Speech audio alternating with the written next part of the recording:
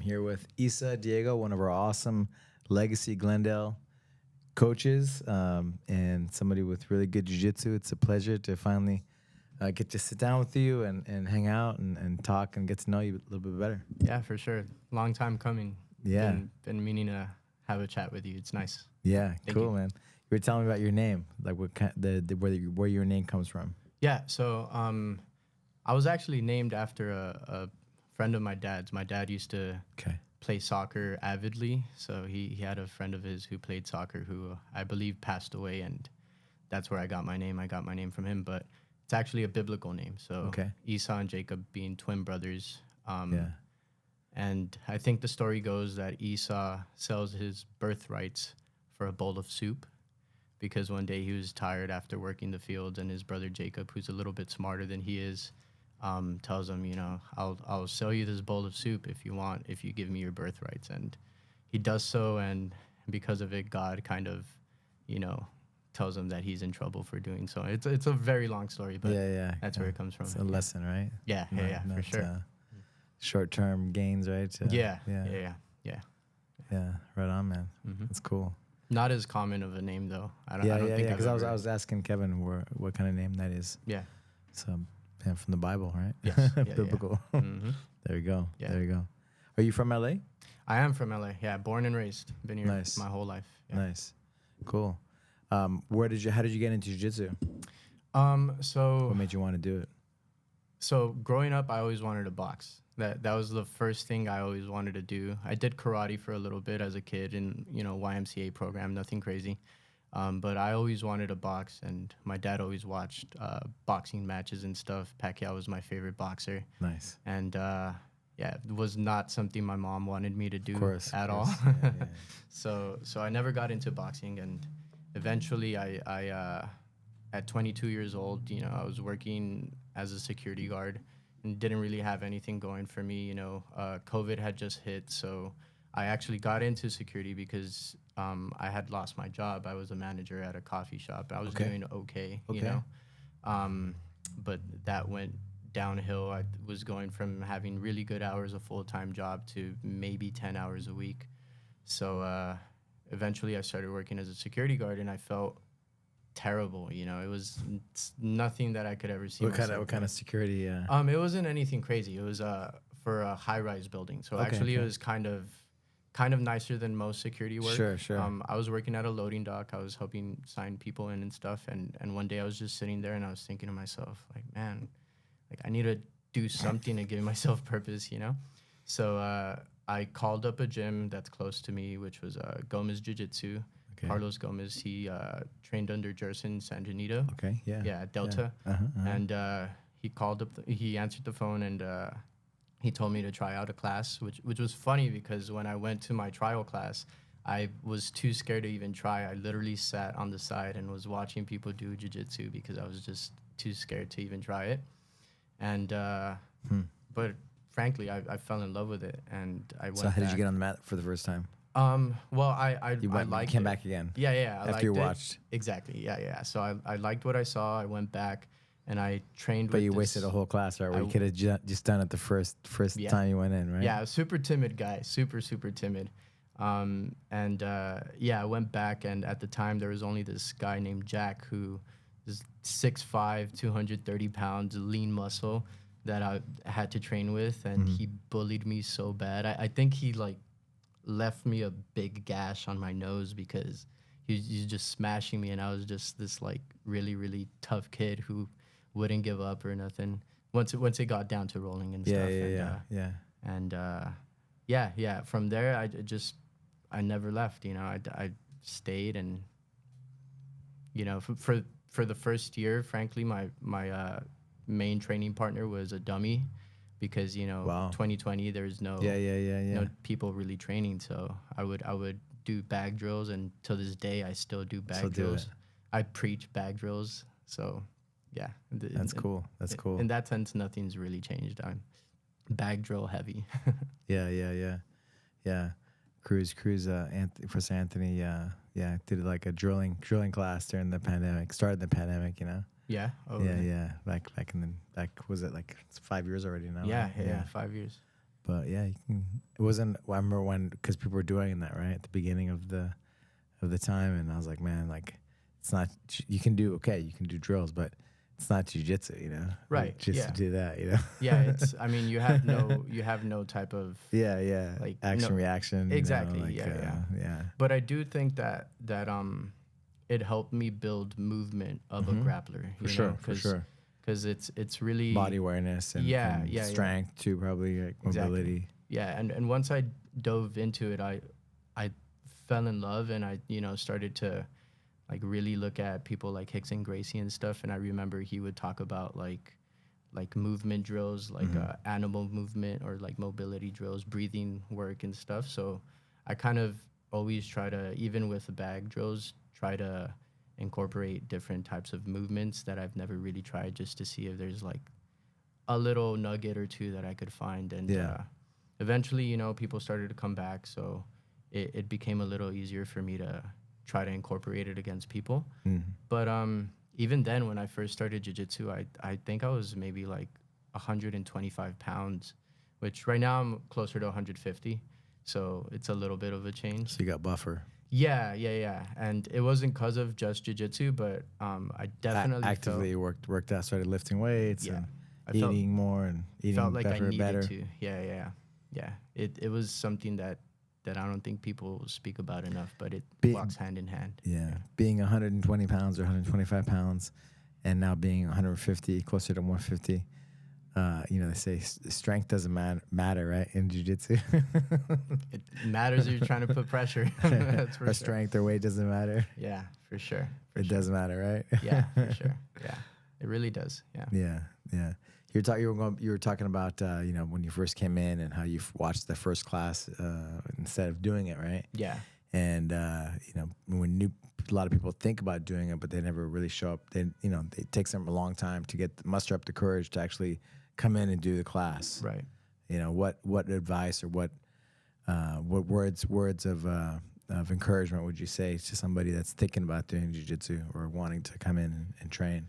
I think for sure, you definitely need to accept the fact, whether it's through rolling or through just watching, you have to accept the fact that this is something new that you're probably gonna struggle in a lot to begin at the jump, right?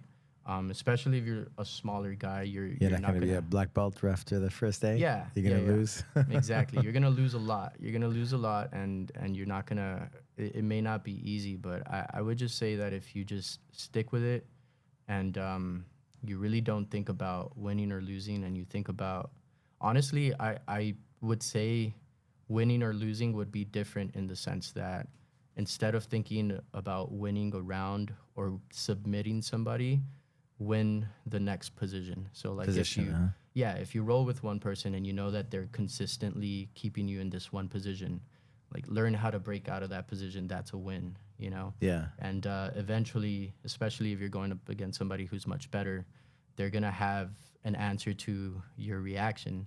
And if you're aware enough and you're not focused on just winning and you're hyper aware of where you're at, you can notice their reaction, and then the next time around you can think about winning that next position, right? So it's small wins, baby steps. Eventually they all add up, and that's it. You notice that you have a little sequence going and stuff. Well said. Yeah, well said. That's it. Yeah. We're talking about losing, right? Like expect to lose and don't worry about winning and losing. Like how do you think that would help somebody in life, or how it would help you in life? Being able learning how to lose. I mean, learning how to lose is very important. I mean, so I deal in business development and sales for my day job. Mm-hmm. So there's a ton of winning and a ton of losing that happens on a day-to-day basis. And you just learn how to be okay with it. You learn how to just be a duck to water, just let it roll off your back, and you just keep going. Try again. Yeah, you try again. You also don't change your demeanor just because something happened in this moment. In the next one, you don't take what you just experienced into that. You kind of start fresh, and it helps you reset without really, feeling as if you're a loser, I guess. Yeah, you're not good enough. Yeah. You you really learn how to be okay with not always having it your way, because that's not reality, right? In real life scenarios, you don't Yeah, just it's one of win the all things the I love time. about jujitsu, and jiu-jitsu is nice because it's you know, like, you know, all ages can do it, and it's just great because you learn how to lose, right? You learn how to lose, and that's like a metaphor for everything, right? Because, you know, people get stuck, oh, winning and losing, right? It was so Right. focused on that, but it's actually like, you know, what did you learn from it? Even if you won, what did you learn from it? How are you improving from it? Right. The big picture, right? Yeah. Like going back to the Bible verse, like Right. of you know, like quick wins, or what's the way to say it? Quick results, right? Yeah. Or Gratification, quick gratification, Yeah. right? Instant gratification. Mm-hmm. Of a bowl, selling out your whatever you have, you know, for Yeah. that, for quick gratification, For sure. for a gold medal. But like, you want to be working on stuff to get better for the big picture, right? Yes, of course. You want to be a good black belt. You want to be a good jiu-jitsu practitioner. Of You want course. to be the best version you can be. Yeah. Yeah. And I would say too, just going back to my name, it's kind of funny how I was sort of out of just a random case of my dad knowing this guy, named after this man who I feel in many ways I connect to the story of Esau and Jacob, just because also before I started this journey, I would say that I wasn't necessarily a person who had a clear path in my life. Obviously, I mean, I was jumping around jobs and stuff, not really doing anything. Um, and once I found this, it quite literally changed my life for the better. Just having the consistency and also just showing that I have the ability to stick with something and see it through. Not that we're there yet, right? Still blue belt, still going. But it just shows, it goes to show that if you just stay consistent, you don't worry about feeling like you get like a quick fix in your life or nothing, right? But instead you're grinding and you're struggling and you're hurting maybe, but you're doing it all with a purpose. Eventually one day you look up and you notice that you have more of the things you would have wanted for yourself than you would have ever expected. But it really does take just showing up day by day, not worrying too much about the bigger picture, just worrying about the next class, right? yeah, that's Yeah. it. That's it. Yeah, one day at a time, right? Yeah, yeah, One training at a time. One Yeah. roll at a time. One roll at a time. hmm Yeah. yeah. What are some of your goals? My goals, so I want to compete much more. Actually, I'm planning on doing Jiu-Jitsu World League August 2nd. But if I'm being completely Is honest, that the pans? yes, yes. Nice. But if I'm being completely honest, my goal in life has always been to be a coach, and I'm super To be a coach, huh? yes, super thankful for Anthony because he's giving me that opportunity to do so. And at first it was in soccer. Before I started jiu-jitsu, Really? I was an avid soccer player. That's all I wanted to do in my life. Before COVID hit, I was going to Santa Monica College. I was in the process of joining their team. Spring 2020 being the first season that I would have been in, and COVID hit, and that kind of ended that. But even past just being an actual athlete myself, I could always remember the coaches that I had growing up, and I can think about how much they helped me learn about how to process life and how to approach life. And it's something that I've never taken for granted, something that I've kept, and I've always felt like I wanted to give back to somebody eventually. So To do. yeah, I would say I want to compete because I want to have that knowledge to be able to pass down to my students. But ultimately, I want to be a great coach. I want to hopefully one day have a world champion underneath my belt, obviously under the legacy belt. But yeah, I would say just to be the best coach I can I be love would it. be That's it. my favorite or my biggest dream. That's it. What does it mean? What does it mean to be that coach? What does it mean in your heart? In my heart, honestly, it depends because at the end of the day, you can teach a kid everything you know and you can do it right, but how they apply it or whether they apply what you teach or not is completely up to them. So I guess what it means to me is just if I can continue to be the best version of myself, maybe one day, you know, Yeah, a kid can, can leading by example, right? Yourself. exactly, yeah. So if I can be that, if I can do that, then I think I'm okay. I don't want to think too far ahead either. You know, as of now, I'm just thinking about Yeah. being you know, in class tomorrow and teaching the tinies, teaching the kids class, and not thinking too deeply about the accolades or nothing, but just really helping these kids grow day by day, you know, watching their character change from maybe like a really bratty kid to a kid who's extremely disciplined, or you know, like I know that a lot of people say that ADHD or whatever is a very tough thing, which it can be, but when you see a kid who is like that, and you help, like through a different way of teaching, you help them learn, guide them, right? Yeah, how, or like cater to their process of learning, and you still see them manage to learn these techniques that would otherwise by other people be said that they wouldn't be able to learn because of their, you know, learning condition. Sure, yeah. That's such a big win for me. Yeah, that's awesome, man. That's a big win. Yeah. So, do you remember your first day of teaching when you got called in? Yeah, I do actually. I do, because I was super nervous and I didn't know. Did you have that same feeling, like this is something you've wanted to do for a long time? For sure. Yeah. Wow. Okay. Yeah. Once, I mean, I have a problem of like not speaking up and being vocal of my aspirations, but for that reason, I really appreciate Anthony for reaching out to me and telling me to, like, if I would be interested in doing this. And once he did, I didn't think twice. I knew I wanted to do it, no matter how tough it would be. I knew that I wanted to take that role for sure. Nice. And it was funny because at the time I had dyed hair, and I remember my first class, and kids would look at me and they'd be like, "Is that your real hair?" Or one kid was like, "What do you have?" It was dyed blonde? Blonde, yeah. Blonde, yeah. That's right. That's right. And one kid would call me macaroni head and stuff, you know, and it was just super funny. It was such a funny day. Yeah, it was a great time. Yeah, it still is, frankly. Yeah. What do you love about it now? What are some of the things that pop into your head? You know, it's a mixture of both. Like I have started to help kids. Macaroni head, right? It was say it how it is, right? It was perfect. Their kids are so witty. But it's a mixture of both things, of both kids who have the aspiration to compete and really trying to help them, you know, be the best competitor they can. But also there's some kids that come in and their parents just want them to have something to help discipline them or help ground them or help, you know, maybe physically help them grow or whatever. So it's an eclectic mix of both aspiring competitors and kids who just need an avenue to just help them be a better person in general, right?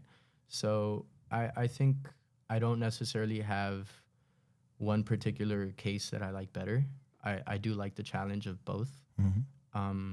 But, you know, I would say once you go to competitions and you see your kids compete, it's super nerve-wracking, right? Like, even though you're not out there, you feel like you're an extension of their being, and you're there with them, and, you know, you cry with them, or you laugh with them. Yeah, you win or lose with them, right? You're on top of the world with them, and then they lose and they're sad. Highest of highs and the lowest of lows. Yeah, but if, you know, we can be there and give some words of encouragement and really try to help them see that there's gonna be a tomorrow, whether you win or lose, right? Because some kids win a lot, and you have to remind them, like, hey, you won this time, but that's now in the past. It no longer matters, right? You still have that gold medal, and that's great, but somewhere out there's a kid that maybe you just beat, and that switch just clicked for that kid, and he feels like, no, I need to come back and I need to be stronger because I need to win gold, right? Yeah. So you have to ground your kid and say, hey, that's now over. We need to go back and we need to work, or vice versa, right? Like a kid who maybe loses all of their matches, and you have to also remind them, hey, tomorrow is gonna come. We have another chance to try, right? Yeah. So. Yeah, love it. Brush it off and keep going. That's it, right? I remember, like, I don't know if you were there. We went to a sushi place, the Glendale crew, and it was like one of the first ones, like team kind of get-togethers, whatever. It was just a lunch with Santino, and I think most of the Glendale people were there in North Hollywood.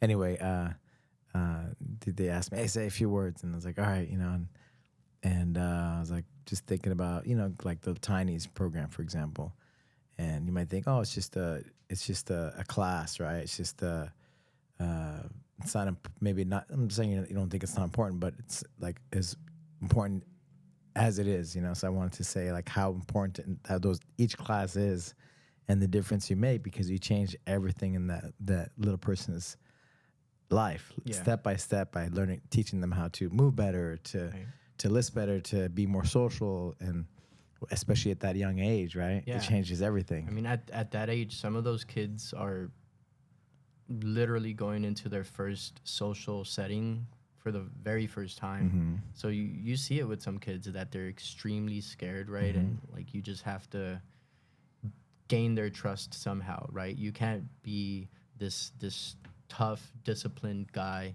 with them right off the bat. You first have to build that level of trust, and some people like it, or some kids like it by being super outgoing and crazy and out there, and some kids you have to like talk to them and be like, hey, what's up? My name's Issa. I remember my first day actually.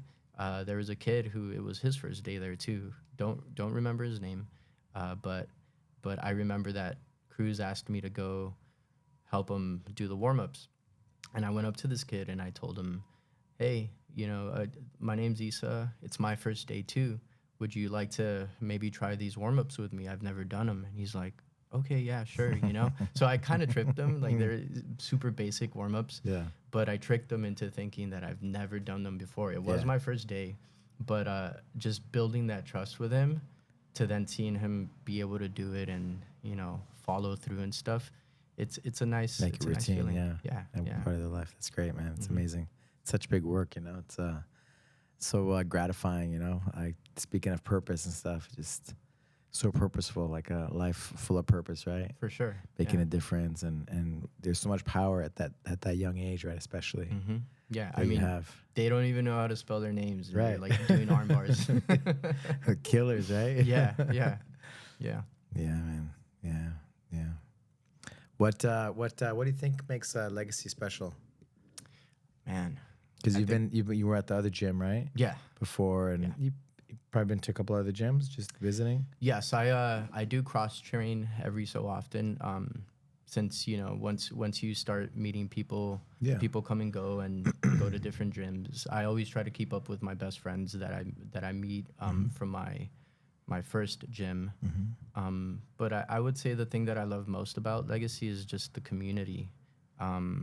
At any gym you go to, whether it's West Adams, Glendale, Burbank, West Valley, they all have their community, and you just feel you feel that sense of camaraderie.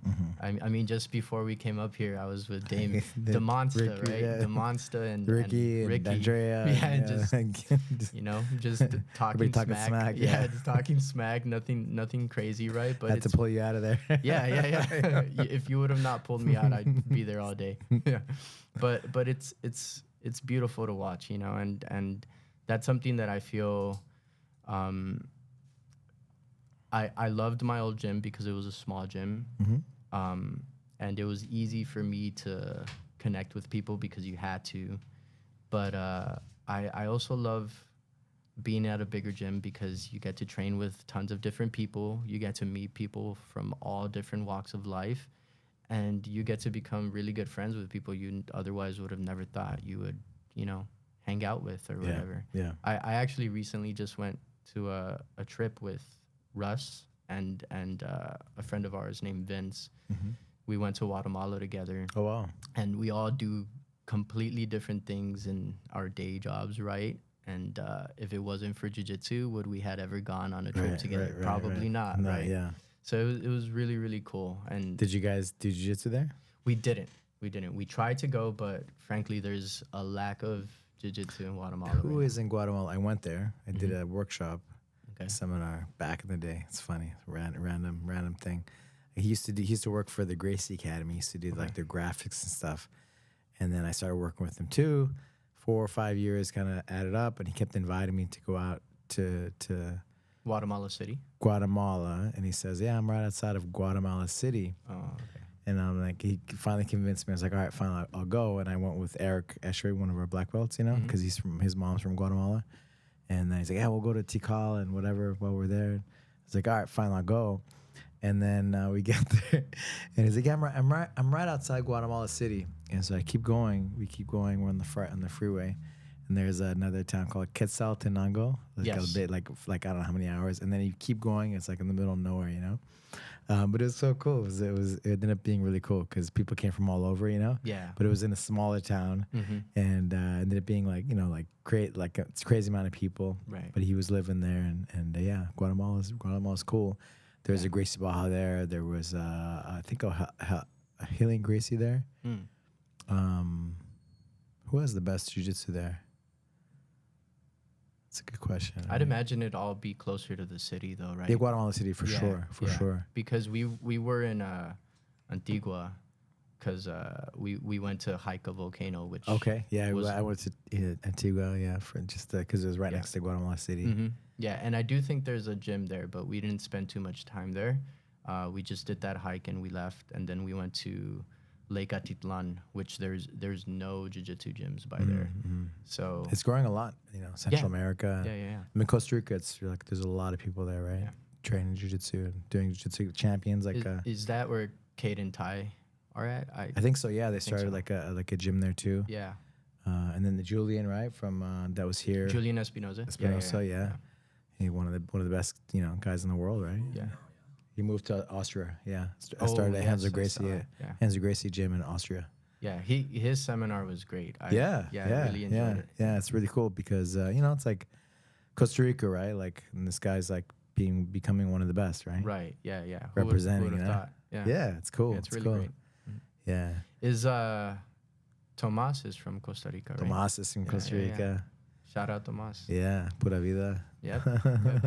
Yeah. Yeah. That's cool, man. Panama, right? Panama, it's growing a lot, right? I even because we went to Nicaragua too, and it, like, I was like, let me try to get away. I just looked it up, right? And I was like, I saw like 2-3 places. One, they look like MMA places. Okay.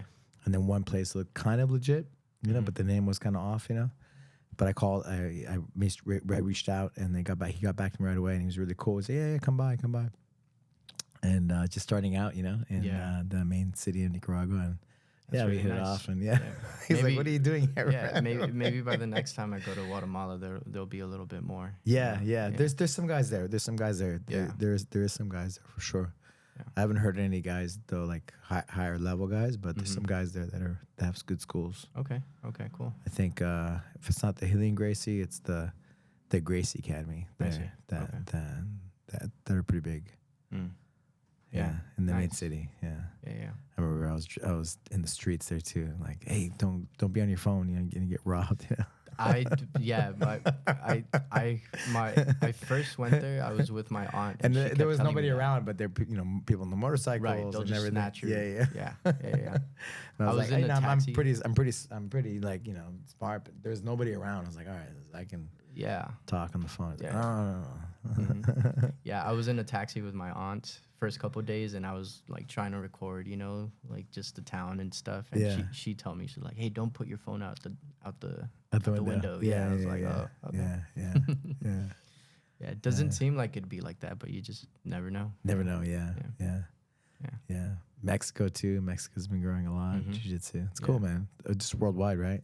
Yeah, for sure. Look at Adam Wardzinski, right? This last now the last 2 years, right? Poland. Yep. Poland, yeah. But the whole it's nice, man. This last year, it's really become a worldwide thing. Yeah, for sure. It's dominated still like by a lot of Brazilians, but man, come on now, like I mean, the U.S. is getting there too. Come up, for sure. And U.S. is a melting pot, right? So there's a bunch of different kids. No, all the best guys are here now too, right? All the best teachers and kind of, you know, the infrastructure is here, right? For sure. The World Championships being here. Yeah. So do you think that you'd ever go back to doing more coaching jiu-jitsu, or do you feel like that part of coaching as far as what? As like I mean, I know that you're like still coaching 12 p.m. classes and Uh-huh, stuff, but like, and I know Serenade is doing great. Um, but like, do you think you'd ever see yourself like coaching a student that you could take to like a world finals or something like that again, or do you feel Yeah. I'm just so focused on my kids right now, you Okay, know, yeah. that's like my priority. right? I've kind of, you know, a bunch of cycles, right, in my life Yeah, where yeah. I've brought up people from, you know, beginning to, you know, Mm-hmm. to the high level. Black belt, I haven't been in the finals, right, with the black belt, but brown belt and stuff. Okay. Been there. And actually, no, black belt I have with females. Okay. And it's been around doing it for so long, yeah. Nice. That the brown and black of the girls were together. Even back in the day, it was like blue through black. That's how many girls there were. Really? Yeah. Wow. Yeah. No, but for sure, like Yeah. to the end, you know. Yeah, because I Till do the end, and it's just my time is like I have to make a focus on certain things, and my kids are definitely at the top of that list right now. Prioritize. Yeah, because Yeah, the next for 2 sure. years they're gonna be gone or whatever. Yeah, They're gonna be doing their yeah. own thing. So Man, I want to that's be there with a them. bittersweet moment, right? Yeah. Just make sure they move in the right direction. Yeah, of course. and you know, be the best version they can be. Yeah, right? yeah.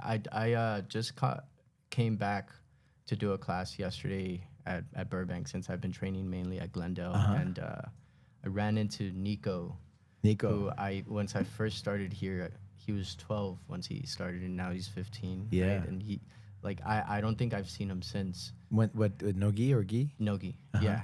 And For Udi's class? yeah, yeah. And you guys trained? We did, yeah. Went takedowns. He took me down a good couple of times, you know, worked me a bit. And it was just crazy to see. And it just reminded me how much talent we have here. You know, we have so many kids that are very, very special and can do whatever it is they want. Yeah. And that's why I ask, because I do see so much potential at our gym. Yeah. It Like makes I me like happy. Dresden and Nico, and Yeah. even there's a girl Tiger, Haley. Yeah. She's working at the cafe now too. She's helping Glendale. Yeah, Glendale I as well. met her at Glendale. Yeah. So they went through all the belts, you know. Yeah. And so they're like serenade stuff, and so like That's really cool. Yeah. I look forward to whatever happens and seeing them be their best, but they're already like so high level, and but there's always work to do, right? Of course. And we had different goals, and like we had the wrestling in there for their high school if they wrestle in high school, and but I think the biggest thing is like the lifestyle and the character things that like martial arts and the training does for us, right? Right, for sure. The discipline, the consistency, all of that, for sure. Yeah. Yeah. But yeah, I see myself going till the end, you know, like yeah. Draculino was, you know, he's the Lucas Valente, and then his wife, she's pregnant now, but they were right there a couple years ago, you know. Really? Top of the food chain, you know. So, Yeah. It's so cool to see. Like, I still got some years in me. You know? Yeah. It's awesome to see the lineage aspect of jiu-jitsu. I would say that's a primary reason why I chose to come to Legacy. It was to me, it's always a beautiful story to see, like, you know, like somebody's history, like for example your history as a black belt. 2001 was it that you got 2002 that you got your black belt? And 2001 I got my black belt. Yeah. So to see that and to hear your stories and you going to Brazil and doing your thing, and you know, it was a big motivating factor to me to say, like, okay, this is a place where I want to go. Past just having good jiu-jitsu is just knowing that you have a lineage, right? And really respect part of their history, right? Part of the fabric. Yeah, it's crazy. It's a great feeling to know that you carry that. With you. I get it's just kind of surreal. Like Professor Ryan from Pasadena, he did a podcast with me. He flipped the script because we hit like 500,000 subscribers. Yeah. And he asked me, like, what does it mean to get your coral belt? You know, because this summer I get my 6th degree. Wow. You know, and so it's a lot of years, right? As a black belt. That's a ton of years. 24 years as a black belt, and so what does it mean to get your coral belt? And I was like, oh man, that's crazy. Like it's another 7 years, right? So 31 years. Really? And it's a lifetime of dedication to jiu-jitsu. Yeah. So you've been now a black belt longer than you've then you've been a colored belt? Oh yeah, I mean, most people are going to be like that. Yeah. Would you say that you've learned more in your black belt years than you for did sure, in of colored course, belt? yeah, of course. I mean, I'm sure the learning. It's just the beginning, you know. Yeah, yeah. It's just the beginning. Yeah, just don't even think about it, right? Yeah, you just keep going. Show up and stripes and this and that. Like, man, yeah, doesn't that's matter, really cool. You know? Yeah. It doesn't matter, but it does matter because the character things and how you the processes, right? There's processes to everything. I mean, a belt is only a belt, right? It's the person who's wearing the belt is more important. But it's nice, man. It's a nice culture, right? Comparing it to like wrestling and stuff, you know? Yeah. The respect aspect, the culture of, bowing to the mat and, you know, lineage. You're talking about the lineage and you're proud of it, right? It's nice to be a part of something bigger, right? Yeah. Like sitting on the shoulders or standing on the shoulders of giants, right? Yes. Yeah. And it's important. Like we talked to, Constantine. He's from Pasadena, as a brown belt. He was a monk when he was a teenager. He grew up in some temples and monks. I love it because he's like, man, when I came into jiu-jitsu, it reminded me of like my temple and stuff because like you have a lineage, you have certain processes, that you do, like you bow on the mat, certain things that you do like of respect and gratitude, and you get in that frequency, right? Yeah. Of training properly so you can be the best version of yourself, and that's what you're chasing, right? Yes, for sure. Yeah. Wrestling's more like a grind aspect, right? It's different. It's just different, right? It's different. Grind. It's interesting too is, like I'm sure it's different here in America compared to other places in the world. Like in like Dagestan or like some of these, Caucasian, like in the Caucasus, the mountains, But yeah, I think it's a unique thing, and I think it's a special thing that we have with these belts, and it's legit, Yeah, it's like for sure. It's like a way of life, right? It's a way of life, and the goal is for us to be the best version of ourselves, right? Yeah, yeah, for sure. And then helping ourselves do that, and then helping others around us do the same, right? Definitely, yeah. From our little kids, our little tinies, to our little tiny champs, to